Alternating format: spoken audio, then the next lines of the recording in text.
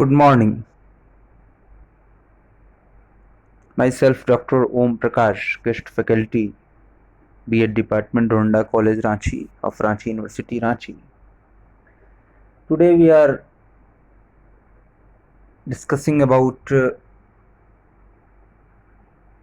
poem written by John Donne, one of the famous metaphysical poets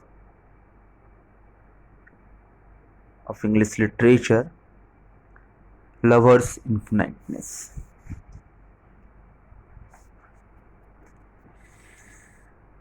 In this poem, the poet begs his mistress to give her all to him as he has given his all to her in love. Here we find the characteristics union of passion and argument in metaphysical poetry.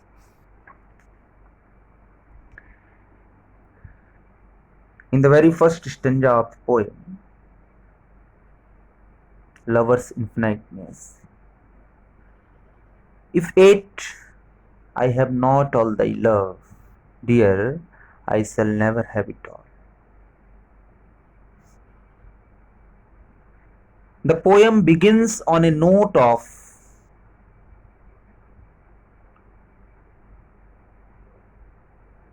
resentment.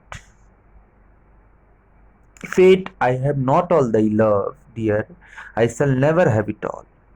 The lover feels that he has exhausted all his resources, such as sigh, tears, oaths, letters, to purchase her love. He has kept his part of the promise, but she has not. Wait, I have not all thy love, dear, I shall never have it all. I cannot breathe one other sigh to move, nor can entreat one other tear to fall. And all my treasure, which should have purchased thee, sigh, tears, and oaths and letters I have spent. Yet no more can be due to me than at the bargain made was meant, if then thy gift of love were partial. That some to me, some should to others fall. Dear, I shall never have it all. The poem Lover's Infiniteness is a love poem by John Donne. John Donne is considered to be the pioneer beginner of metaphysical school of poetry. This poem breaks away from the tradition of love poems written in the Elizabethan age. Elizabethan love poets raised the beloved to a high pedestal. Donne pulls the lady love down to the earth. He argues with her. Donne brings in images from the world of trade and commerce and agriculture for the expression of love. In the very first stanza of the poem,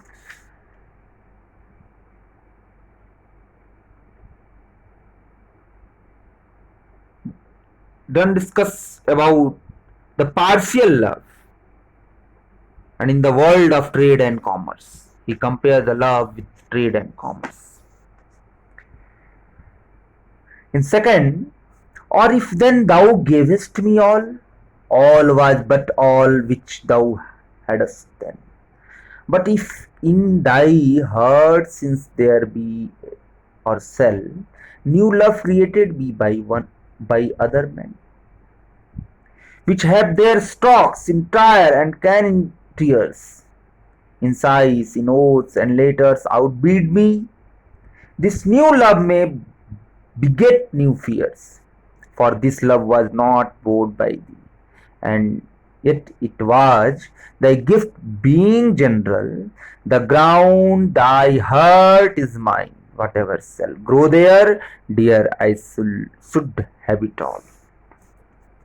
The second stanza, were describing about the agriculture image of the land. In this stanza, the lover's thoughts takes a U-turn. He argues that if she gave all her love to him, it was all at that time.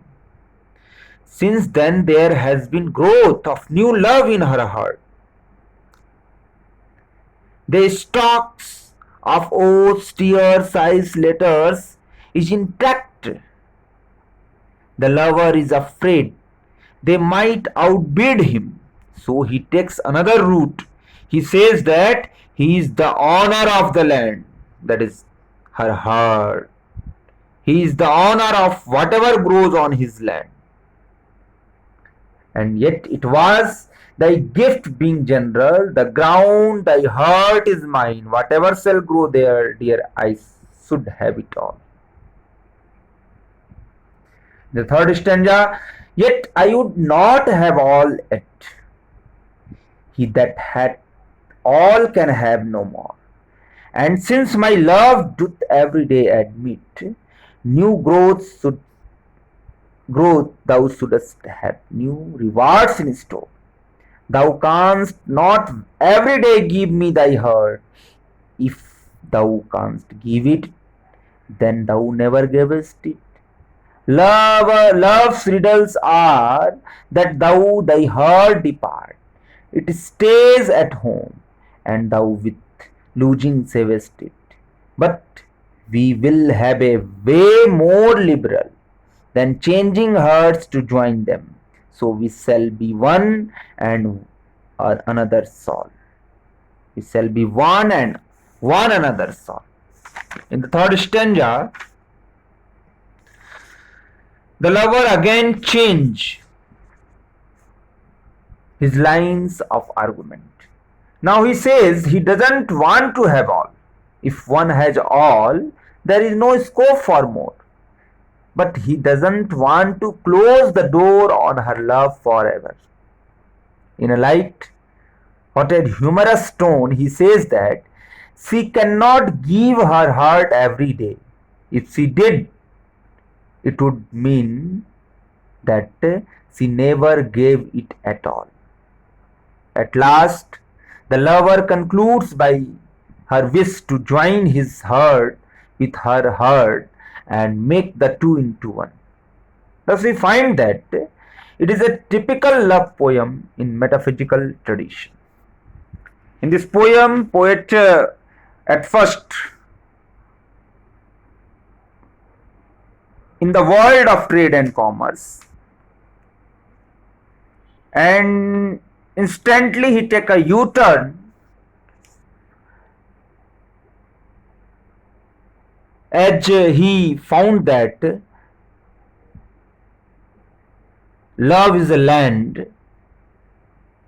and he put an agricultural image, and lastly he conclude with metaphysical tradition that be one and one another's all. We all are one like the sun. Thank you. This poem prescribed in Ranchi University BA English Honours students first semester. Thank you.